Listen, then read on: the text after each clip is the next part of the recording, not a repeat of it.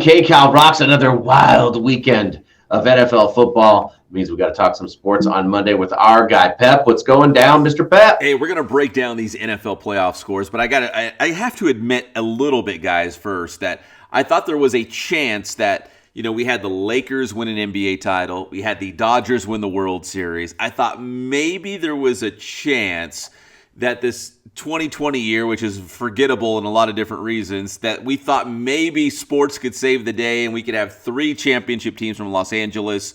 But the Rams, man, just depleted, banged up, and you go on the road to a place like Green Bay. It's not going to end well, and it sure didn't over the weekend as the Rams lost to the Packers 32-18. But I thought the Rams could cap off this trio of LA championships. It just did not happen this year. We just can't stack up any more victory parades to wait for. Yeah, dude, we can't line up another third one. And once Goff had the thumb, get annihilated, it's like that's just about it. That defense, yes, you have that, but once that happened, it's amazing that Goff did what he did. Aaron Donald, obviously the best player on the field, defensively, banged up ribs. Jared Goff, his thumb was surgically repaired. Like, they just simply were not at full strength to go into a game, which it would already be an uphill battle, right? Like, going into Green Bay, the number 1 seed is tough enough, and then you're beat up going into it. Like, it was just too much. Which surprised me a little bit that Aaron Donald seemed surprised that they lost. I mean, it's a Southern California team that went into that weather in Green Bay, a very cold game against a team that's used to that. That's true. And Jalen Ramsey could not DK Metcalf Devontae Adams. Devontae Adams abused him. No, it's hard to run when it's cold. Yeah, dude, Patrick, you bring up a great point because, like, when I see star players, they're star players because they make that big play at that big time. Like, listen, you're going to lock down somebody when you're up 40-0. That doesn't really mean a lot to me. But when the game's on the line and it's in the fourth quarter, you need your star players to make big plays. And I felt like the Rams on defense, that's what they hang their hat on, and they just did not make the plays when they needed to. Nope, that's what happened. And Aaron Rodgers, he looked like he was taking batting practice out there. I think he's kind of looked like all year long. He looks great this year. He really does. Yeah, Aaron Rodgers, people said when they drafted Jordan Love in the previous NFL draft at quarterback, the Green Bay Packers were either A, trying to find the heir apparent to Aaron Rodgers, or B, they were just trying to get him fired up and saying, hey, we're going to draft a quarterback because if you come out slow, we're going to make a change. And obviously that must have motivated, I guess, Aaron Rodgers because he's having his best year ever. I think that could be part of it, but I think LaFleur deserves a lot of credit. And Forty and I were talking earlier, doesn't this make it seem like the McCarthy years were a lot of wasted years?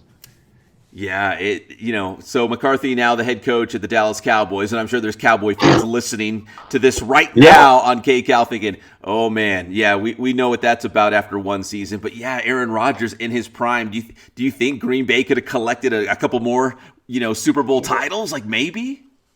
I think we can make the argument that Jordan Love is this year's MVP. Maybe. Because of what he did to Aaron Rodgers. You got the best of Aaron Rodgers. And real quick, speaking of Green Bay, a quick shout out to our guy Kenny Clark, the pride of Carter High School, San Bernardino native, was a wrecking ball on defense. Just as Jared Goff, he had a couple sacks, and that Green Bay defense did a great job on a Rams offense that was not only banged up, they didn't have Cooper Kupp out there. There was a lot of reasons why they weren't at full strength. But credit to the Packers and Kenny Clark, they got it done when they needed to. And now we get to see him next Sunday chasing the man, chasing the goat, chasing down Tom Brady. KCAL zone. Listen, I'm a 49ers fan, but if the 49ers are not in the NFC Championship game, the matchup that I wanted to see from the beginning was Aaron Rodgers against Tom Brady, and the fact that it's going to be at Lambeau Field is just even better. Like, it's just amazing, this matchup. And then Green Bay figured out a way to put some fans in the stands, right? Spread them all out and stuff. I think Green Bay is tough. I would be very surprised if Green Bay loses. I want to see how this week plays out because the thing about the Buccaneers is they have Tom Brady, and it's the month of January, and it's cold, and that's kind of like when he shines. So I don't know.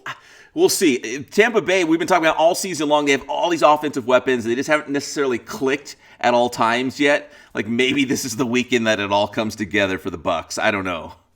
Did you see the correlation between this round of the playoffs, the championship round, and week 6 from this year's NFL season? Oh, really? Both of these are week 6 rematches. Oof. The Green Bay Packers did play Tampa Bay in week 6, lost 38-10. Tampa Bay dominated that one. And then Kansas City won against Buffalo 26-17 that same week. So a little revenge happening. Oh, boy. That week 6 replay this championship. That makes it a little bit better, though. It does. It makes it enticing, but the first thing I thought, 40, was, man, week 6, that was a long time ago. Like, have these teams gotten better? Have they digressed? When we talk about Kansas City, will they have Patrick Mahomes, who left the game with a concussion in that win yesterday against the Browns, 22-17? Like, there's I don't know, they just feel like so different from week 6, which seems like eons ago now.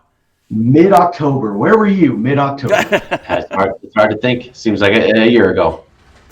So we've got that. So the NFC is going to be Bucks and Packers, obviously, in the NFC Championship game. In the AFC, the Chiefs, with or without Patrick Mahomes, will be playing the Buffalo Bills. That is the AFC title game. And the Buffalo Bills, guys, I think all along has been maybe that one outlier, that one team. You're like, well, Kansas City's the best team in the AFC. But if there's one team out there that could sneak up on them, it would be Buffalo. Well, we better hope Mahomes is in the game. I mean, I think he's going to play for sure. It's going to be a lot of timeline watch this week because the game is 6 days away, and they say sort of the average time for a quarterback to come out of concussion protocol is usually 7 days. So it's going to be a very tight window.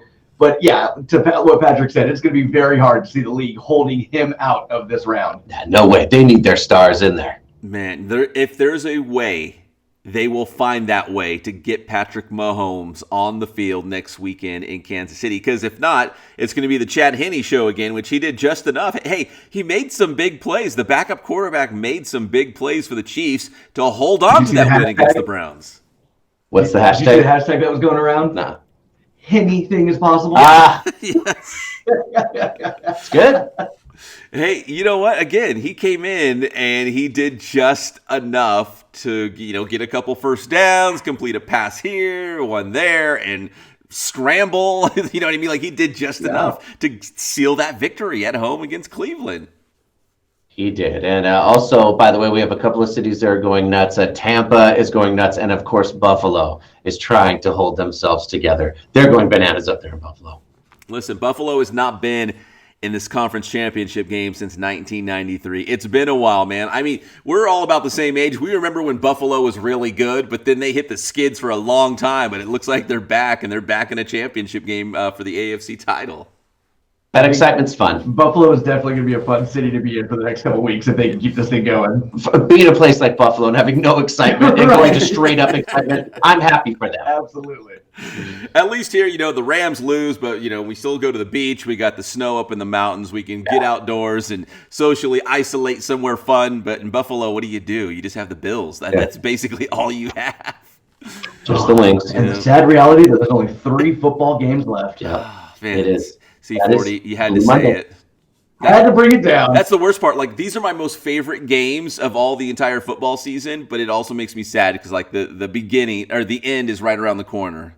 So. And no Pro Bowl this year, even though that's never fun to watch. It's just a Madden game this year. Yeah, it's fun to imagine it. I would have watched the Pro Bowl this year. That's how bad. Hey, and finally, guys, the Chargers have their new head coach. They didn't have to look very far as they have selected Rams defensive coordinator Brandon Staley. So he will be the new head coach of the Chargers. And it's kind of interesting. They're going with a defensive coordinator as opposed to an offensive guy with their, young quarterback Justin Herbert. Well, I think what they're thinking is he can nail down the defense, get in a guy to help the kid. I mean, don't forget, you got young Bosa over there on the defensive side, too, and that is just as good as Herbert on that offensive side. So having a defensive coach is going to help out a ton, too. And Staley is the architect of this Rams defense, which was a nightmare. Yeah, you could say the Rams defense was the best in the NFL this season. So if you bring in Staley, shore up that Chargers defense, that young offense is going to look good for years to come. Chargers could be a force, dare I say, in the next couple of years. Well, as we get close to the weekend, we'll talk to Pep again on Thursday. Pep, tell them how to get your stuff. Yes, sir. It's Inland Sports all over social media. We got the YouTube channel as well, so hit that subscribe button for us. That is Inland Sports. Thanks, Pep.